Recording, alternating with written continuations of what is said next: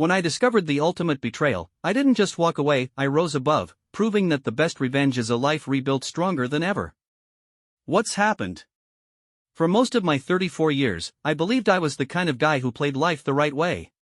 Steady, dependable, and unshakably ordinary, like your favorite pair of worn-in sneakers.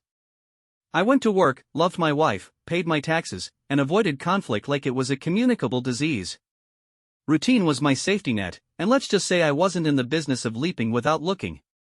That's why coming home early on a random Tuesday felt so novel. My boss, Mr. Henderson, sent us home early after a storm knocked out the power at the office. Go enjoy the afternoon, he'd chirped, like he was a Hallmark card in khakis. And I did plan to enjoy it by swinging by Wanda's diner for Amanda's favorite peach pie. A simple, thoughtful surprise for my wife of 8 years. After all, life was good, or so I thought. I parked my truck in the driveway of our picture-perfect home in Evergreen, Indiana. It was the kind of place where everyone knew everyone and secrets were supposedly impossible to keep. Amanda's car was in its usual spot. The front yard looked postcard-worthy, the hydrangeas she loved so much blooming like a Hallmark movie backdrop. I grabbed the pie from the passenger seat and headed inside, smiling at the thought of her face lighting up when she saw it. The smell of lavender candles greeted me. Normal. I kicked off my boots by the door. Normal. I walked through the quiet house, noting the freshly vacuumed carpet and the faint hum of music from upstairs. Normal, except for that feeling. You know the one, where your stomach drops but you don't know why. My inner radar beeped faintly as I started up the stairs, the pie box balanced on one hand. It wasn't the music. No, it was the voices. Muffled, but unmistakable, coming from behind our bedroom door. My bedroom door. I froze mid-step, my heart pounding in my ears. For a moment, I thought maybe I'd gotten it wrong. Amanda could have a friend over, right? Then I heard a laugh, low and rumbling, the kind of laugh that did not belong to my wife. That was when I recognized the voice. Tom. Let me pause here for a second. Tom is, or was, my coworker at Henderson Engineering. The guy had been at my house countless times for barbecues and game nights. He was the kind of guy who borrowed your tools and returned them months later, dinged up and missing pieces, but always with an oops, my bad. That guy. Now, I stood frozen on the landing, trying to reconcile the cheerful idiot who shared my cubicle wall with the deep-throated laugh coming from inside my bedroom. The next sound cut through me like a dull knife, a giggle. Amanda's giggle. I didn't need to be a detective to figure out what was happening. But knowing it and seeing it are two different beasts. Against every self-preserving instinct in my body, I turned the knob and pushed the door open. And there they were. Amanda and Tom, tangled in sheets that I'd washed last Sunday while Amanda had been at yoga, or what I'd thought was yoga. The pie box slipped from my hand, landing on the carpet with a thud. For a moment, they didn't even notice me. Then Amanda's head snapped around, her eyes wide in horror. Tom scrambled like a panicked squirrel, yanking the comforter over himself in some desperate bid for dignity. David! Amanda gasped, her voice a mix of shock and dread. Tom, on the other hand, looked like a kid caught stealing cookies, his face turning so red I worried he'd combust. And me? I just stared, my mind spinning, my mouth dry. 1,000 things came to mind to say, sharp, biting, angry things. Instead, I settled on the one thing that felt most natural to me, sarcasm. Well, I said, my voice eerily calm, this wasn't on my calendar. Amanda scrambled for words, her cheeks blotchy. David, this isn't what it looks like. A classic. If I'd had the energy to laugh, I might have. Really? I said, tilting my head. Because it looks exactly like my wife and my coworker just got caught having the world's least stealthy affair in my bed. Tom opened his mouth, but all that came out was a pitiful squeak.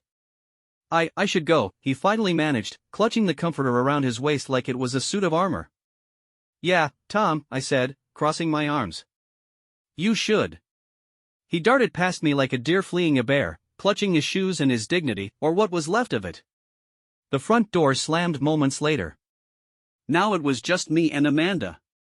The room suddenly felt too small, the air thick with everything I wanted to say but couldn't. She stood there, wrapped in a sheet, her face streaked with tears. David, please, I can explain, she started, her voice cracking. Explain? I repeated, shaking my head. I came home with a pie for you, Amanda. A pie. And this is what I walk into. She crumpled into a sobbing heap on the bed, but I didn't move to comfort her. My feet felt glued to the carpet, my head spinning. I wanted to yell, to cry, to throw something, but instead, I turned on my heel and walked out. Enjoy the pie, I said over my shoulder as I descended the stairs. When I got back to the truck, I just sat there, staring at the dashboard, my hands trembling. I wasn't the type to lose my temper, but this? This felt like my carefully constructed world had just been run over by a freight train. I knew things would never be the same. And the worst part? This was only the beginning. When I say I'm not the kind of guy who thrives on drama, I mean it. So when Amanda showed up at my brother's house that evening, face tear-streaked and clutching a Tupperware container of what looked like leftover pie, I didn't exactly throw a tantrum. I also didn't let her in until she'd stood on the porch long enough for the nosy neighbor across the street to peek through their blinds. Let them get their entertainment, I figured. My humiliation had already made the rounds, might as well share the encore. David, please, she started when I finally opened the door. Can we talk? I leaned against the doorframe, arms crossed. Talk? Sure. That's what couples do, right? Unless one of them is too busy, doing other things. Her face crumpled like a tissue, and I felt a pang of guilt. But then I remembered the look on Tom's face when I'd caught them, and the guilt was gone. She pressed forward, clutching the container like it held the meaning of life. I made a mistake, David. A stupid, horrible mistake. Twice, actually, I shot back, because yeah, I was keeping score now. You married me, and then you decided to hook up with Tom. That's two. She winced like I'd slapped her. I deserve that, she admitted, her voice breaking. But I love you. I only love you. Tom didn't mean anything. That line. The ultimate cliché. I wanted to laugh, but instead, I just stared at her, trying to find the woman I thought I'd married. Amanda had always been good at saying the right things, charming the grumpy neighbors, smoothing over disagreements with my family. But now her words felt like a used car pitch, polished, desperate, and not particularly convincing. Why, Amanda? I finally asked. Why would you do this? She hesitated, then looked down, her hands wringing the lid of the Tupperware. I don't know, she said softly. I guess I felt neglected. That was a curveball. Neglected? I repeated, my voice rising. I work 10-hour days, come home, and help with dinner. I don't remember neglecting anything except maybe my dignity, given what I walked in on today. Her tears started again, and I sighed. Amanda crying used to be my kryptonite. It's why we had matching throw pillows and a subscription to that organic produce delivery service she loved so much. But now I felt like a lifeguard watching someone flail in a pool labeled consequences. David, I'll do anything, she sobbed. Therapy. Counseling. Whatever you want. Just, please don't give up on us. The last thing got me. I'd always been a sucker for the idea of marriage as a partnership, two people against the world. And the thought of throwing away 8 years wasn't something I could stomach just yet. So against every screaming instinct in my brain, I said, fine. We'll try counseling. The relief on her face was instant, and she stepped forward to hug me. I didn't stop her, but I didn't hug back. I wasn't ready for that. Not yet. Counseling was something. The therapist, a woman named Sandra with a voice like warm honey, nodded a lot and said things like, "Tell me how that made you feel, David." She handed Amanda enough tissues to stock a CVS, and I spent most of our sessions trying not to roll my eyes. Amanda was an open book in therapy, apologizing profusely and blaming her actions on some nebulous mix of insecurity and boredom. I, on the other hand, was more like an IKEA instruction manual, flat, unhelpful, and full of blank spaces where answers should have been. Over time, I started to believe her. Maybe it really had been a stupid mistake. People screw up, right? And Amanda seemed committed to fixing things. She stopped working overtime. She cut ties with Tom, who, by the way, transferred to a branch office in Chicago, presumably to avoid me and my death stares at the copier. By month 4 of our rebuilding phase, I thought maybe we had a chance. It wasn't perfect, I was still sleeping on the couch half the time, but the idea of forgiveness started to feel plausible. Then Jason happened. It was a Thursday night, and I was supposed to meet Amanda at a neighborhood block party. She'd gone ahead to set up while I finished some last-minute paperwork at home. When I arrived, the usual crowd was there, kids running around with sparklers, adults clustered around folding tables piled high with casseroles. And then there was Jason, standing way too close to Amanda by the drink station. Jason was our neighbor and a friend, or so I'd thought. He and his wife, Leah, were the kind of couple who hosted backyard barbecues and lent you their power tools. They had 3 kids, and I'd helped Jason build a treehouse for them just last summer. He was the last guy I would have expected to betray me. But there they were, Amanda laughing at something he said, her hand resting on his arm. It wasn't damning evidence yet. But something about the way they looked at each other sent my radar pinging again. I spent the rest of the evening watching them like a hawk. The next week, I found out my instincts weren't wrong. A neighbor, someone I trusted, pulled me aside and told me they'd seen Amanda sneaking out of Jason's house while Leah was out of town. I didn't want to believe it. Not again. But when I confronted Amanda, her face told me everything I needed to know. "It's not what you think," she said, her voice shaky. I laughed bitterly. "Amanda, I don't have to think. You're giving me déjà vu at this point." And just like that, the second chance crumbled. I wasn't angry, not like before. I was just done. Whatever thread of hope had kept me hanging on had finally snapped. It was over. After Amanda's second betrayal, I didn't waste any time on theatrics. There were no long speeches, no tearful arguments, and no dramatic pie-dropping moments this time. I simply stood there, looking at the woman who'd managed to turn my life into a Lifetime movie, and not the heartwarming kind. "I'm done, Amanda," I said, my voice calm but final. "You had your second chance, and you threw it out the window. Or, in this case, into Jason's house." "David, please, it's not like that," she started, her voice desperate. "It was a mistake. I don't love him. I love you." That line again. It had worked the first time, but now it felt like reheated leftovers, unappetizing and way past its expiration date. "Save it," I said, holding up a hand. "I'm not interested in your explanations or your apologies. We're done." Her tears came quickly, streaming down her face as she pleaded with me to reconsider. "David, we can fix this. We can go back to therapy. I'll do anything. Please." But something in me had shifted. The pain I'd felt the first time she betrayed me had been sharp and all-consuming. This time, it was dull, like a bruise that had been poked one too many times. I didn't feel anger or heartbreak. I just felt tired. "Anything?" I said, arching an eyebrow. "How about signing the divorce papers when I send them over?" Her face crumpled, and for a second, I almost felt sorry for her. But then I remembered Tom. And Jason. And the fact that I'd wasted months trying to salvage a marriage she'd already torpedoed. "You've made your choices, Amanda," I said, my voice steady. "Now I'm making mine." I walked out before she could say anything else. This time, there was no pie on the dresser, no dramatic exit. Just me, a suitcase, and the quiet resolve that I deserved better. The next day, I started taking steps to make sure Amanda couldn't pull any more surprises. I reached out to the best divorce lawyer in Evergreen, a sharp-witted woman named Lauren Price, who came highly recommended by a coworker who'd been through a messy split. Lauren didn't waste time sugarcoating things. "You're angry," she said during our first meeting, her pen poised over a legal pad. "And that's fine. Use it.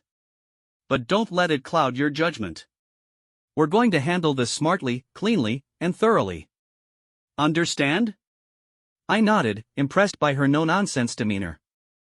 "I want out," I said simply. "And I want it done right." Lauren's smile was small but confident. "Then you came to the right place." We spent the next few weeks digging through everything: bank statements, joint accounts, property records. And that's when we uncovered something I hadn't expected. Amanda hadn't just been betraying me emotionally. She'd been messing with our finances too. It turned out that Amanda had been siphoning money from our joint savings account for months, likely to fund her little escapades. There were charges for expensive dinners, hotel stays, and even spa treatments. It was the kind of stuff I would have noticed if I hadn't been so focused on trying to repair our marriage. When I confronted her about it, her defense was laughable. It wasn't what it looked like, she insisted. I just needed some space. Some self-care. Self-care? I repeated, incredulous. Amanda, a facial doesn't count as therapy, and I'm pretty sure self-care doesn't involve Jason's hot tub. Her face turned beet red, and she sputtered something about me being vindictive. I didn't bother arguing. The evidence spoke for itself. Meanwhile, word of the drama spread like wildfire through our small town. In a place like Evergreen, secrets have a shelf life of about 5 minutes. By the end of the week, everyone knew about Amanda's infidelity, and not just with Tom.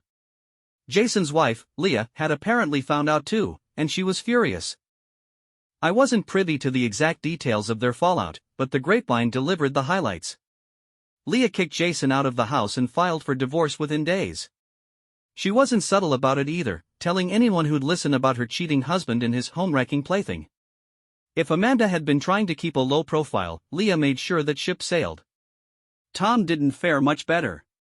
Rumors swirled that his transfer to Chicago wasn't exactly voluntary, and the last I heard, he was struggling to keep his job after his little indiscretion became office gossip. It was strange, watching the fallout from the sidelines. Part of me felt vindicated, seeing the people who'd betrayed me face their own consequences. But another part of me just felt sad. Sad that it had come to this. Sad for the people who'd been hurt along the way, Leah, Jason's kids, even Amanda in her own self-destructive way. Back at home, or what used to be home, things were tense. Amanda was still living in the house, at least for now, but I avoided her as much as possible. Lauren was handling the legal side of things, and I focused on figuring out my next move. One evening, I ran into Leah at the grocery store. She looked tired but determined, her cart filled with groceries for her kids. We exchanged awkward hellos, and then she surprised me by saying, "I'm sorry, David." I blinked. For what? For everything, she said, sighing. You didn't deserve this. Neither did I. But I guess now we know who we married, huh? I nodded, not knowing what to say. There was a strange solidarity in her words, a shared understanding that only people in our position could fully grasp. We didn't talk long, just a quick chat in the produce aisle, but it stuck with me. As the days turned into weeks, I felt the weight of everything slowly lifting. Amanda's betrayal had shattered my world, but it hadn't destroyed me. If anything, it had forced me to re-evaluate what I wanted in life and what I was willing to tolerate. And for the first time in a long time, I felt hopeful. Once I accepted that my marriage was irreparably broken, something in me shifted. The devastation was still there, sure, but it had morphed into a quiet determination. Amanda had made her choices, and now it was my turn. I wasn't just going to end this marriage, I was going to make sure she didn't drag me down with her in the process. The first order of business was gathering evidence. My lawyer, Lauren Price, was on top of it. "David, I need you to be meticulous," she said during our second meeting. "Every text, every receipt, every suspicious credit card charge, bring it to me. If Amanda's been reckless, we're going to use that to make sure this divorce goes in your favor." Reckless was an understatement. As I sifted through our bank statements and emails, I uncovered a treasure trove of questionable decisions on Amanda's part. There were hotel receipts from when Jason's wife Leah had been out of town, late-night charges from overpriced restaurants, and even a few payments to a spa in the next county over.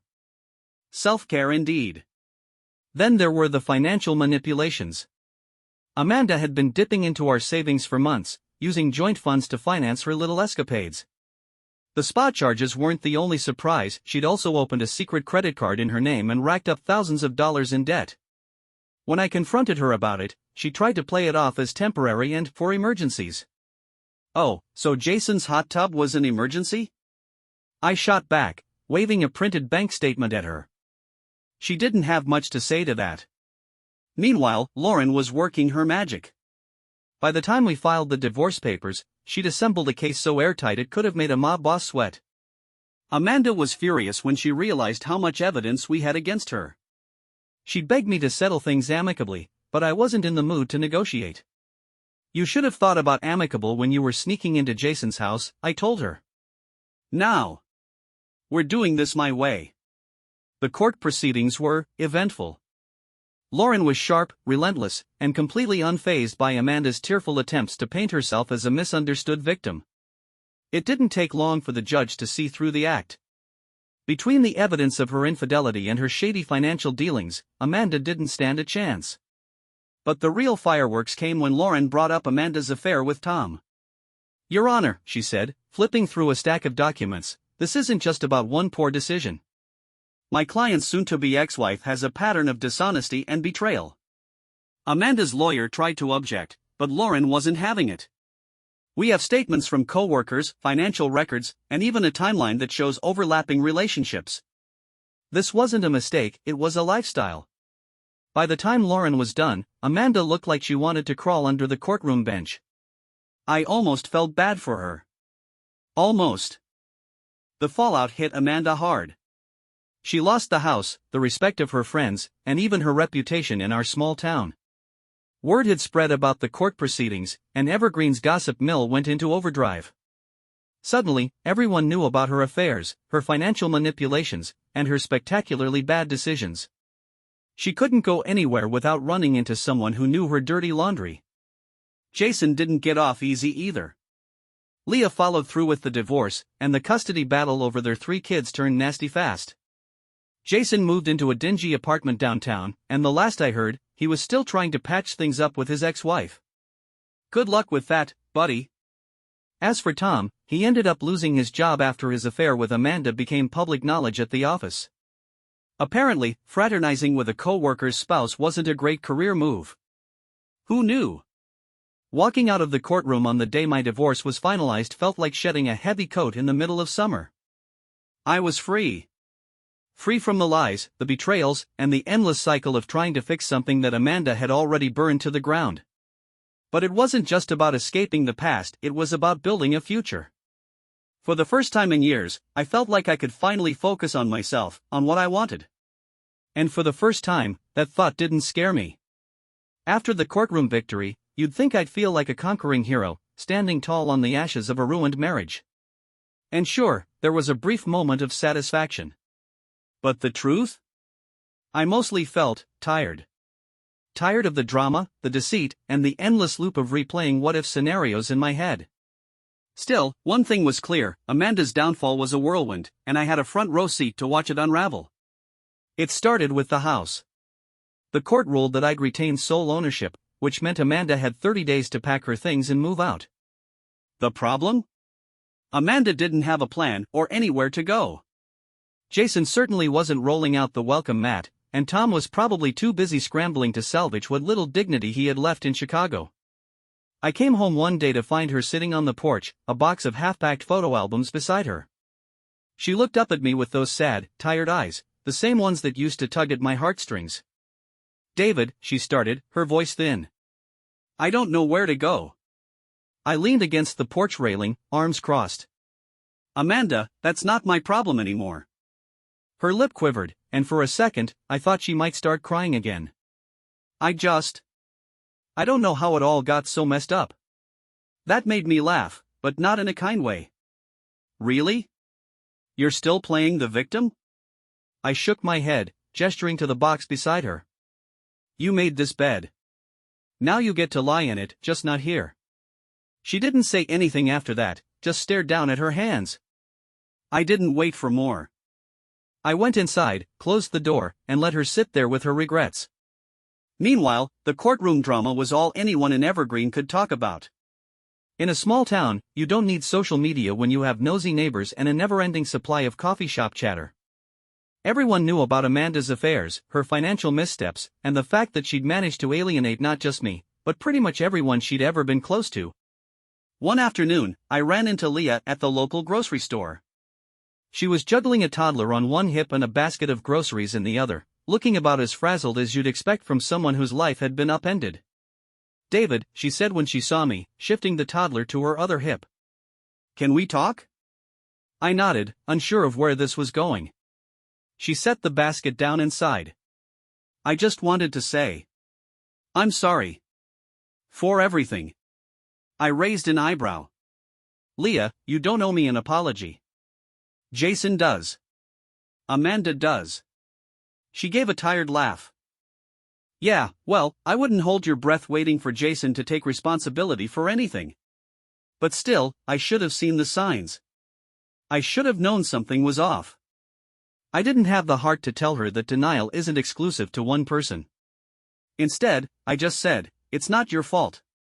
We're all just picking up the pieces now. She nodded, her eyes misting. Well, I hope you're doing okay. You deserve better than what they put you through. It was a simple sentiment, but it stuck with me. Maybe I did deserve better. The thought was both comforting and terrifying. As Amanda packed up her life, what was left of it, anyway, the fallout continued. Tom's transfer to Chicago turned out to be more of a banishment, and he was reportedly struggling to keep his job after word of his extracurricular activities spread around the office. Jason, meanwhile, was living in a dingy apartment downtown, trying and failing to repair his relationship with Leah. Spoiler alert, Leah wasn't having it. And Amanda? She ended up renting a small, shabby place on the outskirts of town. It was a far cry from the comfortable home we'd built together, but she didn't have many options. Her reputation in Evergreen was shot, and people weren't shy about letting her know it. The once friendly smiles she'd received at the coffee shop were now replaced with whispers and pointed looks. For a while, she tried to act like it didn't bother her. But one night, she called me. I wasn't expecting it, and honestly, I almost didn't answer. When I did, her voice was thick with tears. David, she said, barely audible. I'm sorry. For everything. It wasn't the first apology I'd heard from her, but something about this one felt different. It wasn't pleading or manipulative. It was just sad. Genuine. I don't know if I'll ever forgive you, I said, my voice calm but firm. But I hope you can find a way to forgive yourself. There was a long silence on the line before she whispered, I don't know if I can. And just like that, the conversation ended. It wasn't closure, exactly, but it was something. With Amanda out of the house and the divorce finalized, I started to feel a sense of freedom I hadn't felt in years. My life was no longer tethered to her chaos, and for the first time, I could focus on myself, on what I wanted, what I needed. And that's when Catherine came into my life. The house felt different after Amanda left. Lighter. Quieter. There was something liberating about walking into a space that no longer held her presence. It was just me and my thoughts now, and I had plenty of those to keep me company.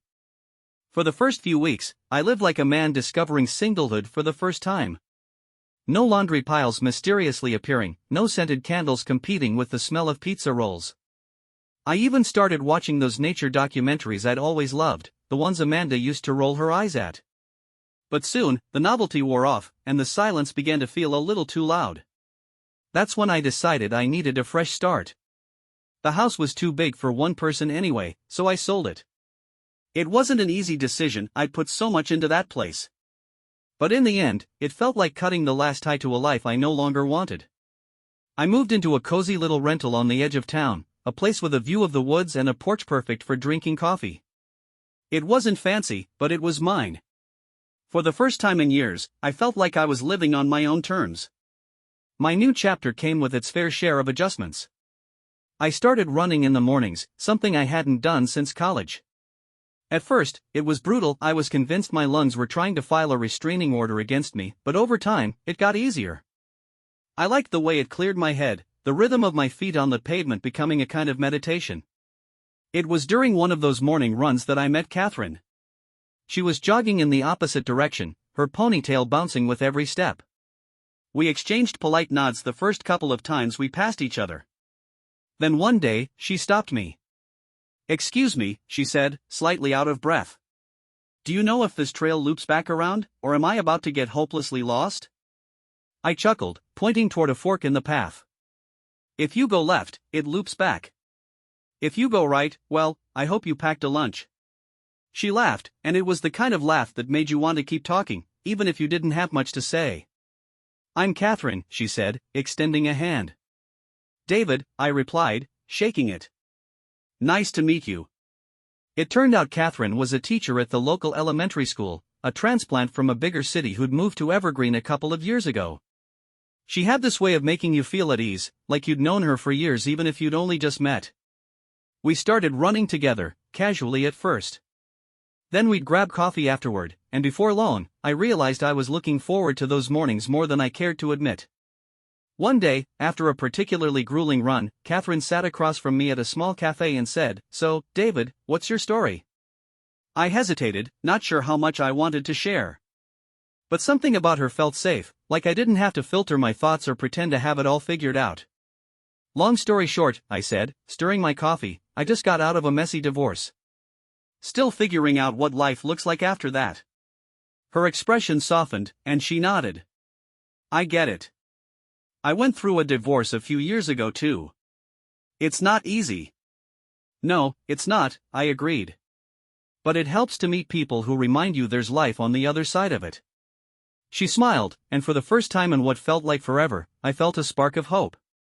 Catherine and I started spending more time together, dinners, hikes, lazy afternoons watching old movies. She wasn't a rebound or a distraction. She was different. Grounded. Genuine. And for the first time in years, I found myself laughing again, not just because something was funny, but because I was happy. One night, as we sat on my porch watching the sun dip below the trees, Catherine turned to me and said, "You seem lighter these days." Lighter? I asked, raising an eyebrow. Yeah, she said, smiling. Like you're finally letting go of all the weight you've been carrying. I thought about that for a moment, then nodded. I think you might be right. Turns out, life feels a lot better when you're not dragging around 1,000 pounds of baggage. She laughed softly, leaning her head on my shoulder. I'm glad, David. You deserve this. And for the first time in a long time, I believed it. If you had told me a year ago that I'd be sitting on my porch with someone like Catherine, I would have laughed in your face. Life after Amanda had felt like a black hole at first, an endless void where trust, love, and happiness got sucked away. But here I was, watching Catherine sip tea under the warm glow of string lights, wondering how I'd gotten so lucky. We weren't rushing anything, and that's what I appreciated most about her. Catherine wasn't trying to fill a void or slap a bandage over my wounds. She just existed with me. It was the kind of quiet companionship I didn't realize I'd been missing. Our relationship deepened naturally, like water finding its way downstream. One day, she invited me to visit her classroom. It's career day, she said with a playful grin. And my third graders are dying to meet an engineer who works on grown-up math. I wasn't sure I had the charm to win over a room of 8-year-olds, but I went anyway. Catherine's classroom was a riot of color and chaos, posters about space, art projects pinned to the walls, and a corner dedicated to what she called the curiosity station. Watching her interact with the kids was like seeing a magician at work. She had this way of turning even the most mundane lessons into something magical. And the kids adored her. One little boy tugged on my sleeve as I was leaving. "Are you Miss Catherine's boyfriend?" he asked, his big brown eyes wide with curiosity. I paused, caught off guard by the question. "Well," I said, glancing at Catherine, who was trying not to laugh. "I guess I am." "Cool," the boy said, nodding solemnly. "Don't mess it up." Catherine burst out laughing, and I couldn't help but join her. "I'll do my best, buddy," I told him. As months went by, Catherine became more than just the woman I was dating. She became my anchor. She encouraged me to explore parts of myself I'd neglected, my love for woodworking, my knack for fixing up old furniture. We even started a small project together, refurbishing a set of antique chairs she'd found at a yard sale. One night, as we sanded down the last chair in her garage, she looked at me and said, "You know, David, you're pretty good at this. Ever think about doing it more seriously?" I shrugged. "I don't know. I like it, but it's just a hobby." "Hobbies can turn into something more," she said, her voice light but sincere. "And if anyone can make something beautiful out of broken pieces, it's you." Her words stuck with me. In a way, that's what my life had become, a series of broken pieces I was slowly turning into something new. And Catherine was right there, helping me every step of the way. There was no grand moment when I realized I was in love with her.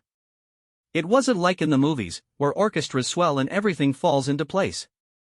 It was quieter, more certain, like realizing you've been humming a song you didn't even know you knew. One evening, as we sat on her couch watching a documentary about ancient civilizations, her pick, I turned to her and said, "Catherine, I think I'm falling in love with you." She didn't say anything right away, just smiled and took my hand. "Good," she said softly. "Because I'm already there." Life wasn't perfect, but it was finally good. Catherine and I talked about the future in a way that felt exciting, not overwhelming. We didn't have a plan, per se, but we didn't need one. For the first time in years, I felt like I was exactly where I was supposed to be. On a crisp autumn morning, Catherine and I sat on the porch of my little rental, sipping coffee as the leaves turned golden around us.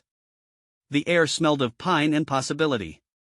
She rested her head on my shoulder, and for the first time in years, my world felt whole.